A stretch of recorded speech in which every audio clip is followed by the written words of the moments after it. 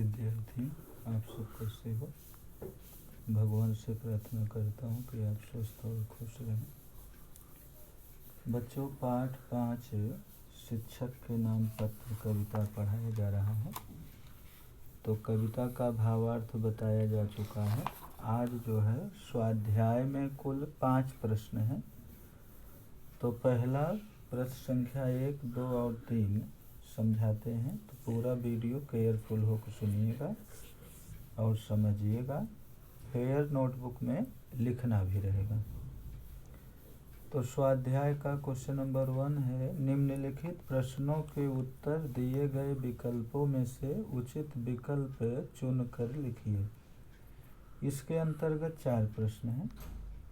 तो पहला प्रश्न है, अब्राहम लिंकन ने यह पत्र किसको लिखा था। अब्राहम लिंकन ने यह पत्र किसको लिखा था। तो का अपने पुत्र को, खा अपने शिक्षक को, गा पुत्र के शिक्षक को और घा अपने मित्र को। तो इसका करेक्ट आंसर होगा गा पुत्र के शिक्षक को। अब्राहम लिंकन ने अपने पुत्र के शिक्षक को पत्र लिखा था। अब्राहम लिंकन ने पुत्र के शिक्षक को पत्र लिखा था। गा ऑप्शन करेक्ट है। क्वेश्चन नंबर 2, किसको झुकाना सबसे आसान होता है। इसमें भी 4 ऑप्शन है, नेता, गुंडा, शिक्षक और मित्र।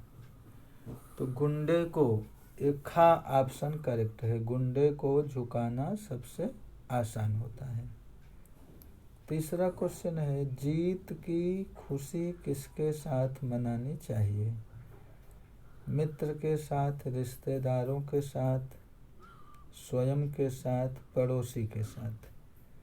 तो गा ऑप्शन करेक्ट है, स्वयं के साथ। जीत की खुशी स्वयं के साथ मनानी चाहिए। चौथा प्रश्न है, सत्य और न्याय के लिए क्या करना चाहिए। 4 ऑप्शन दिया है, मर मिट जाना चाहिए, भागना चाहिए, छिप जाना चाहिए, संघर्ष करना चाहिए। तो इसका घा ऑप्शन करेक्ट है, संघर्ष करना चाहिए। सत्य और न्याय के लिए संघर्ष करना चाहिए, स्ट्रगल करना चाहिए। क्वेश्चन नंबर 2, एक एक वाक्य में उत्तर लिखिए। क्वेश्चन नंबर 2, एक एक वाक्य में उत्तर लिखिए। तो इसके अंतर्गत 5 प्रश्न हैं। तो पहला प्रश्न है, मेहनत से कमाया हुआ 1 पैसा किससे ज़्यादा मूल्यवान है। मेहनत से कमाया हुआ 1 पैसा किससे ज़्यादा मूल्यवान है। तो मेहनत से कमाया हुआ 1 पैसा मुफ्त में मिले, फ्री में मिले, हंडे से अधिक मूल्यवान है। हंडे यानी सोने चांदी से भरा घड़ा है। तो उससे अधिक मूल्यवान क्या है, मेहनत से कमाया हुआ 1 पैसा। वापस सुनिएगा, मेहनत से कमाया हुआ 1 पैसा मुफ्त में मिले, हंडे से अधिक मूल्यवान है। फ्री में मिले, हंडे से अधिक मूल्यवान है। हंडा यानी सोने चांदी से भरा घड़ा। क्वेश्चन नंबर 2, बालक को पाठशाला से क्या सबक लेना चाहिए। बालक को पाठशाला से क्या सबक लेना चाहिए, क्या सीख लेनी चाहिए। बालक को पाठशाला से भलों के साथ भला और बुरों के साथ टेढ़ा बनने का सबक लेना चाहिए। अच्छे के साथ अच्छा व्यवहार करो, सज्जन के साथ सज्जनता पूर्वक व्यवहार करो, दुर्जन के साथ दुर्जनता पूर्वक, दुष्ट के साथ दुष्टता पूर्वक। तो बालक को पाठशाला से भलों के साथ भला और बुरों के साथ टेढ़ा बनने का सबक लेना चाहिए। क्वेश्चन नंबर 3, बालक को किस पर पूर्ण विश्वास बनाए रखना चाहिए। बालक को किस पर पूर्ण विश्वास बनाए रखना चाहिए। बालक को अपने ख्याल और अपनी सूझबूझ पर पूर्ण विश्वास बनाए रखना चाहिए। बालक को अपने ख्याल, अपने आत्मविश्वास और अपनी बुद्धि पर पूर्ण विश्वास बनाए रखना चाहिए। क्वेश्चन नंबर 4, दूसरों के साथ बालक को कैसा व्यवहार करना चाहिए? दूसरों के साथ बालक को कैसा व्यवहार करना चाहिए? बालक अच्छे के साथ अच्छा व्यवहार करे और टेढ़ों के साथ टेढ़ा व्यवहार करे। बालक अच्छे के साथ अच्छा व्यवहार करे और टेढ़े को सबक सिखाए, दुष्ट को सबक सिखाए। लास्ट क्वेश्चन है, बालक को किससे सावधान रहना चाहिए? बालक को चापलूसों से सावधान रहना चाहिए। बालक को किससे सावधान रहना चाहिए? बालक को चापलूसों से सावधान रहना चाहिए। क्वेश्चन नंबर 3, 2-3 वाक्यों में उत्तर लिखिए। लिंकन का पुत्र कभी ना कभी क्या देखेगा? लिंकन का पुत्र अब्राहम लिंकन का पुत्र कभी ना कभी क्या देखेगा? न्यायप्रियता और सत्यनिष्ठा। न्यायप्रियता और सत्यनिष्ठा मनुष्य के उत्तम गुण कहे गए हैं।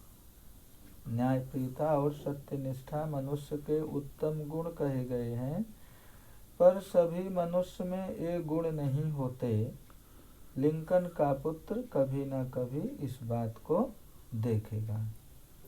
क्वेश्चन नंबर 2, दुनिया में किस प्रकार के लोग होते हैं? दुनिया में, संसार में किस प्रकार के लोग होते हैं? तो दुनिया में तरह तरह के मनुष्य होते हैं। कुछ बदमाश किस्म के व्यक्ति होते हैं तो कुछ सज्जन व्यक्ति होते हैं। कुछ अच्छे व्यक्ति होते हैं तो कुछ दुष्ट व्यक्ति होते हैं। कुछ राजनेता स्वार्थी होते हैं तो कुछ ईमानदार होते हैं, जो अपना पूरा जीवन देश को समर्पित कर देते हैं। कुछ लोग ऐसी दुश्मनी करते हैं कि घात लगाकर बैठे रहते हैं। कुछ लोग ऐसी दुश्मनी करते हैं, ऐसी शत्रुता करते हैं कि घात लगाकर बैठे रहते हैं। और कुछ ऐसे मित्र होते हैं जो सदा सहायता के लिए तत्पर रहते हैं। कुछ ऐसे मित्र होते हैं जो हमेशा सहायता के लिए तत्पर रहते हैं, तैयार रहते हैं। क्वेश्चन नंबर 3 है, काव्य में वर्णित प्राकृतिक सौंदर्य को लिखिए। काव्य में वर्णित यानी शिक्षक के नाम पत्र काव्य में, शिक्षक के नाम पत्र काव्य में वर्णित प्राकृतिक सौंदर्य को लिखिए। तो काव्य में, कविता में प्राकृतिक सौंदर्य का सुंदर वर्णन किया गया है। चिड़िया विशाल आकाश में उन्मुक्त होकर उड़ रही है। चिड़िया विशाल आकाश में स्वतंत्र होकर उड़ रही है। सुनहली धूप में भ्रमर फूलों पर मंडरा रहे हैं। सुनहली धूप में भंवरे जो है फूलों पर मंडरा रहे हैं। हरी भरी पहाड़ियों की ढलान पर नन्हे नन्हे सुंदर फूल हवा के झोंकों के साथ झूम रहे हैं। वापस सुनिएगा। काव्य में प्राकृतिक सौंदर्य का वर्णन बहुत अच्छे ढंग से किया गया है। चिड़िया विशाल आकाश में उन्मुक्त होकर, स्वतंत्र होकर उड़ रही है। सुनहली धूप में भंवरे फूलों पर मंडरा रहे हैं। हरी भरी पहाड़ियों की ढलान पर नन्हे नन्हे सुंदर फूल हवा के झोंकों के साथ झूम रहे हैं। तो बच्चों, आज का होमवर्क रहेगा स्वाध्याय का प्रश्न नंबर 1, 2 और 3 फिर नोटबुक में लिखो और याद करो। अगला वीडियो जब बनाएंगे तो क्वेश्चन नंबर 4 और 5 बताएंगे, तो ये लेसन कंप्लीट हो जाएगा। तो यही होमवर्क रहा। Thank you.